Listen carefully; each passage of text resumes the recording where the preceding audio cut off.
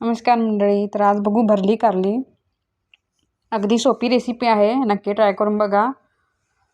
तर आधी कारली स्वच्छ धुवून घ्यायची, त्याच्या बिया वगैरे आतल्या सगळ्या कट करून घ्यायच्या, काढून घ्यायच्या आणि मीठ लावून थोडा वेळ 15 ते 20 मिनटं ठेवायचं आपल्या साईडला.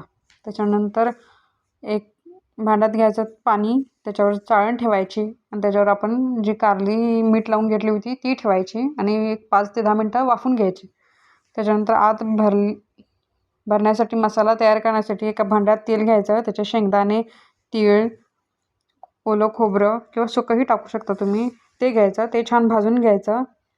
त्याच्यानंतर मिक्सरच्या भांड्यात ते काढून घ्यायचं. त्याच्यानंतर जिरं, धने, हळद, गरम मसाला, लाल तिखट तुम्ही तुमच्या आवडीप्रमाणे घालू शकता आणि मीठही घातला तरी त्याच्यात चालतं आहे.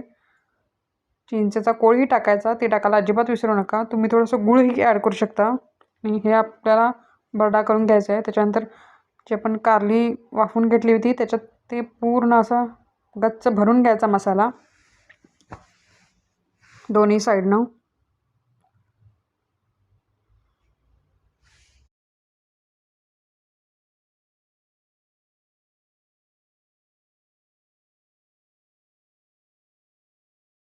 तुम्ही बघू शकता किती छान कारली भरून घेतली आहेत. या प्रकारे तुम्हालाही भरून घ्यायची आहेत कारली आणि जो उरलेला मसाला आहे तोही आपल्याला तेलात टाकून घ्यायचा आहे. त्याची छान ग्रेव्ही होऊ शकते. तर तेलात घालायची ती आपली कारली भरून घेतलेली, छान अशी परतून घ्यायची. आपल्याला जो मसाला उरला होता तोही त्याच्यात टाकला तरी चालतं आहे आणि परतून घ्यायची. परत वाफवून घ्यायची 5 ते 10 मिनिट. तर मंडळी तयार आहेत आपली भरली वांगी. तुम्ही ही भाकरी किंवा चपातीसोबत खाऊ शकता. नक्की एकदा ट्राय करा. व्हिडिओ आवडल्यास नक्कीच लाईक, शेअर आणि सबस्क्राईब करा. आणि थँक्यू सो मच ज्यांनी मला आत्तापर्यंत सपोर्ट केला आहे, ज्यांनी मला सबस्क्राईब केलं, त्यांचं खूप सारे धन्यवाद.